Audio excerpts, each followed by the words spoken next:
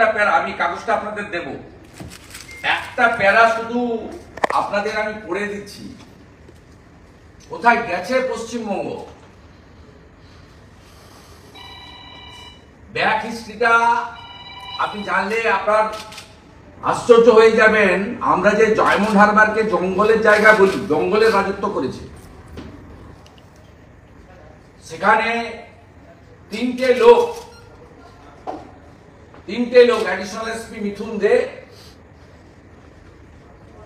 পয়লা ভাইপোর পিএ সুমিত রায়, আরেকটা ডাকাত Jahangir,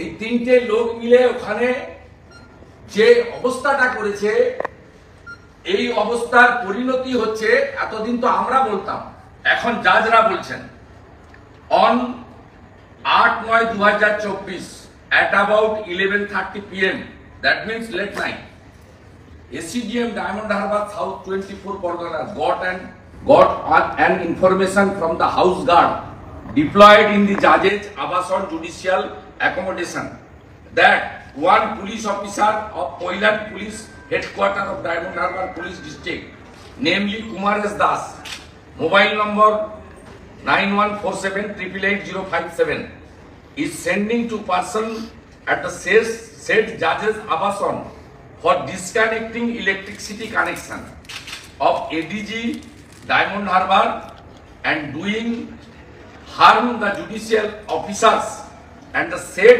police officer Kumar S. Das in conspiracy with one police officer of Diamond Harbour PS also instructed the house guard for giving access to the said two person without disclosing their name. After knowing about the said fact, Additional District Judge SCGM, Additional District Judge Fast Track Court 4 started to take information about the matter. দিয়ে উনি 8টা পয়েন্টের উপরে district জাজকে পাঠিয়েছিলেন, district জাজ রেজিস্ট্রারকে পাঠিয়েছেন। বিষয়টা হলো, এই কয়লা ভাইপো এবং মমতার পুলিশ, এরা যা বলবে জাজদের লোয়ার জুডিশিয়ারিকে তাই অর্ডার দিতে হবে। ভারতীয় জনতা পার্টির মহিলা নেত্রী রমা দাস, তাকে ফলস মিথ্যা কেসে গ্রেপ্তার করা হয়, তাকে রিমান্ড চাওয়া হয় 14 দিনের জন্য। রিমান্ডের যে প্রসিডিওর আছে 164 করা সিডার লিস্ট, সেগুলো মেনটেন হয়নি বলে ল পয়েন্ট অফ ভিউতে জাজ সাহেব জেসি করে দেন।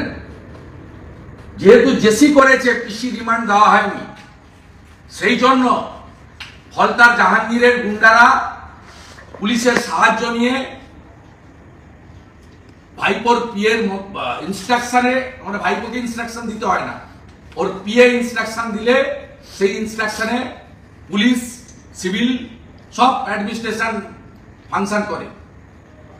তারা রাত্রিবেলা জাজেদের আবাসনে আলো বন্ধ করে, কালো পোশাক পরে ফলতার গুন্ডাদের ঢুকিয়ে জাহাঙ্গীর শামীমরা কি করে কিছু বুঝে।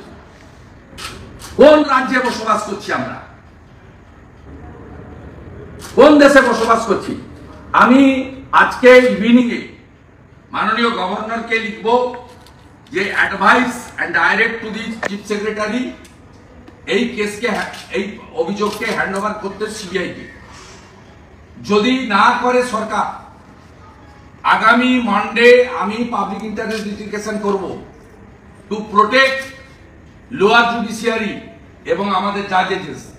As a leader of opposition I am bound to do it. আমি আশা করব কলকাতা হাইকোর্ট, মহামান্য প্রধান বিচারপতি বা তাদের যারা দেখেন, ইন্সপেকশন যারা করেন, সিনিয়র জাজেরা, তারা এটা কগনিজেন্স নেবেন এবং যেহেতু পুলিশের বিরুদ্ধে অ্যালিগেশন, এই কেস সিবিআই কে ট্রান্সফার করবেন। পুলিশের বিরুদ্ধে অ্যালিগেশন থাকলে পুলিশকে দিয়ে ইনভেস্টিগেশন হয় না। ও কি মারাত্মক অভিযোগ। আমি এর কপিটা আপনাদের প্রত্যেককে সার্কুলেট করছি, দিচ্ছি, এবং এটা প্রমাণ করে যে পশ্চিমবাংলায় লোয়ার জুডিশিয়ারি যারা বিভিন্ন মহকুমাতে, জেলাতে আছেন, তাদেরকে কিভাবে প্যানিক করে রাখা হয়েছে। আমরা কলকাতায় এই তাণ্ডব দেখেছি গত কয়েক বছরে। যখন আমাদের বিন্দাল সাহেব অ্যাক্টিং চিফ ছিলেন, নন্দীগ্রামের মামলা দিয়ে দিয়েছিলেন অনারেবল জাজ কৌশিক চন্দ্রকে, তার উপরে হামলা আমরা দেখেছি কোর্টের মধ্যে। আমরা দেখেছি মমতা ব্যানার্জিকে 5 লক্ষ টাকা ফাইন করে ফাইন জমা করাতে, তিনি মামলা ছেড়েও দেন। দেখেছি আমরা দেখেছি কিভাবে অভিজিৎ গাঙ্গুলি, যিনি রিটায়ার করার আগে চাকরি কার্যত ছেড়ে ওনাদের চ্যালেঞ্জ অ্যাকসেপ্ট করে নির্বাচনে লড়ে জিতেছেন, ফেব্রুয়ারিতে রিজাইন দিতে বাধ্য হয়েছে এই ব্যবস্থার জন্য অভিজিৎ গাঙ্গুলির উপর। আমরা সম্মানীয় বিচারপতি অমৃতা সিনহা, তার পরিবারকে কিভাবে হেনস্থা করা হয়েছে কলকাতা পুলিশকে দিয়ে, মমতা পুলিশ, আমরা দেখেছি, এবং সুপ্রিম কোর্ট থেকে প্রোটেকশন পেয়েছে তার পরিবার। আমরা দেখেছি মাননীয় বিচারপতি রাজাশেখর মান্থা, তার বাড়িতে ক্যামাক স্ট্রিটের আইপ্যাকের অফিস থেকে পোস্টার ছাপিয়ে গুন্ডাদের দিয়ে সেই পোস্টার তার বাড়িতে লাগানো হয়েছে। মান্থা সাহেব আমার এবং অমিত শাহজির কার্টুন তৈরি করে তার বাড়িতে লাগানো হয়েছে, তার বেঞ্চকে ডিস্টার্ব গন্ডগোল করা হয়েছে। আমরা এগুলো দেখছিলাম কলকাতায়, কিন্তু আলো বন্ধ করে হত্যার চেষ্টা। কোন সাম্রাজ্যে আমরা বসবাস করছি? অপরাধ একটাই, রমা দাস বিজেপি, আগে এনডিপিএস এর মামলা ছিল ডায়মন্ড হারবারে হাফ, যত বিরোধী দল করবে, বিশেষ করে বিজেপি, সিপিএম কে তো ওরা টার্গেট করে না, বন্ধু দেখলেন না, সিপিএম এর কোন আন্দোলনে জল কামান গ্যাস দেয়নি, কেউ গ্রেপ্তার হয়নি। আমাদের এখনো 6 জন নবান্ন অভিযানের জন্য তাদের কালকে বেল ক্যান্সেল হয়েছে।